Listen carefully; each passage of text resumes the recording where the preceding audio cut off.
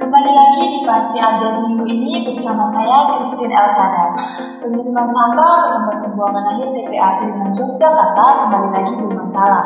Warga di sekitar TPA kembali melakukan aksi penutupan jalan masuk menuju ke TPA Piungan Yogyakarta. Penutupan ini disebabkan karena lalu lintas warga yang terganggu akibat antrian panjang dari truk pengangkut sampah yang akan menurunkan muatan di TPA Piungan. Warga di sekitar TPA Piungan juga mengeluhkan bau tidak sedap dan cairan pekat berwarna hitam yang muncul dari sampah yang dibawa oleh truk tersebut. Dampak dari penutupan TPA sangat buruk bagi kita, mulai dari kesehatan diri sampai ancaman bagi lingkungan hidup dan planet tempat kita tinggal. Bisakah kita melepaskan diri dari TPA? Jawabannya tentu bisa. Bisa kita mulai dari diri kita sendiri. Lalu dari mana kita bisa memulai? Coba perhatikan beberapa prinsip berikut ini. Yang pertama, reuse atau menggunakan kembali. Ini adalah cara pertama bagi kita ikut serta menjalani gaya hidup zero waste. Bahwa satu barang yang sudah kita beli tidak harus hanya digunakan sekali saja. Misalnya ketika kita belanja, dari rumah kita sudah menyiapkan tas atau kantong belanja.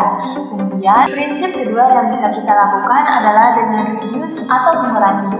Prinsip kedua ini lebih menekankan kepada pola konsumsi kita dalam kehidupan sehari-hari.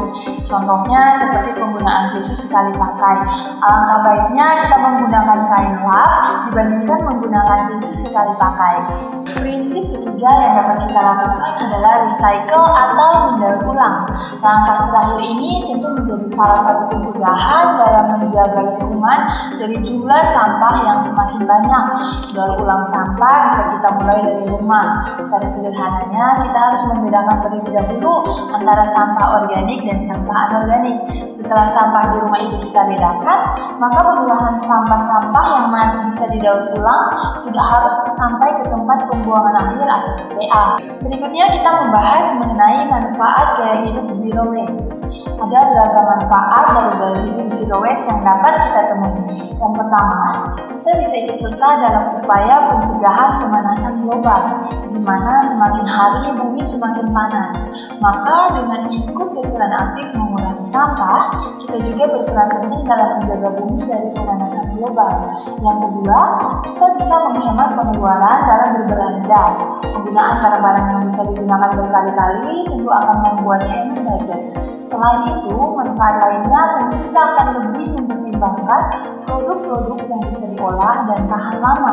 Rumah kita pun bisa bebas dari sampah dan tidak mengeluarkan biaya lagi.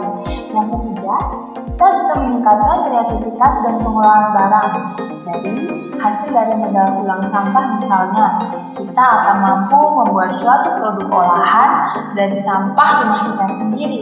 Kegiatan kreativitas pun dapat terbentuk. Jadi, sudah siapkah kita menerapkan gaya hidup zero waste ini? Jawabannya tentu ada pada diri kita masing-masing.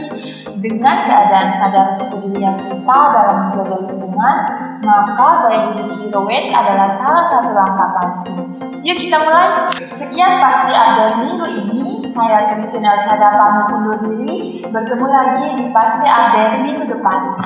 Pasti angkut, solusi pasti sampai kita.